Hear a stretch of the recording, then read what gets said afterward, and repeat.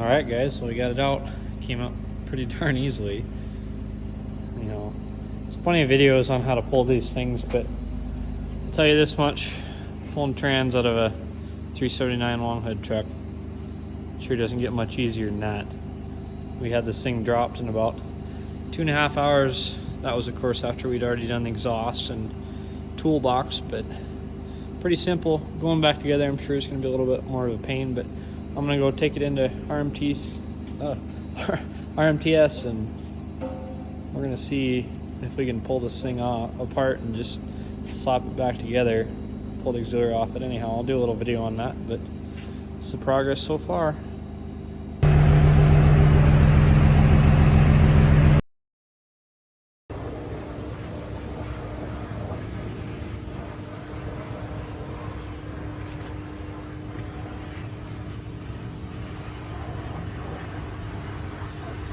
Alright, well, here I am at Rocky Mountain Truck. The airline's pulled off it. Pretty simple there. Plate covered up. And we are just gonna lift this auxiliary right up and out. Wanted these two dowels out. Really there's not much to it. These caps don't need to come out because of, you know, this is a certain older transmission where the bearings are not gonna bind up, so we can just leave those plates in there. On the newer trans, you would need to pull those. You can use some plates to apply some pressure on the bearing. But anyhow, I'm gonna go to lunch, and when we get back, I'm gonna pull this auxiliary off. Show you guys a little bit more progress on how it's going. Just pulled the shift fork on the left. And I got the bearing caps off the top, pulling the counter shafts. Anyhow, basically all I'm gonna do is just pull these two counter shafts out, and then basically it's just this synchronizer. Well, that's our damage. High side synchronizer was just pumps stripped out. Anyhow, got an entire new assembly from Eaton. Cost me about 650 bucks in parts. Put them back together and slap the trans right back how it was. Anyhow, pretty simple. It was just a matter of making sure you put everything back 50-50. Alrighty, well, going back together with it. Got the trans jacked up.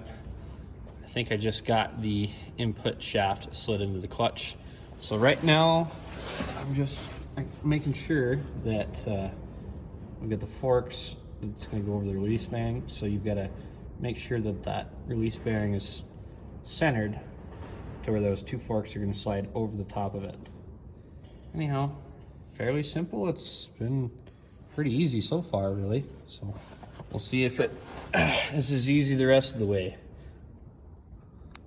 Oh, trans slid right in. Really easy. So I'm just tightening up bell housing bolts.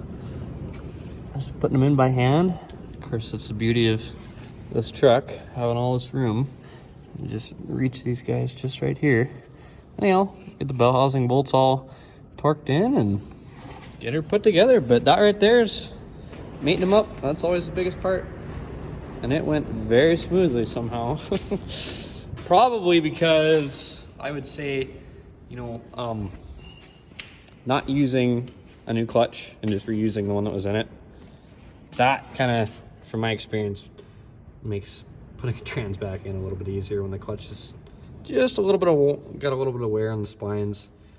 I don't know what it is, but they seem to go in a hell of a lot easier.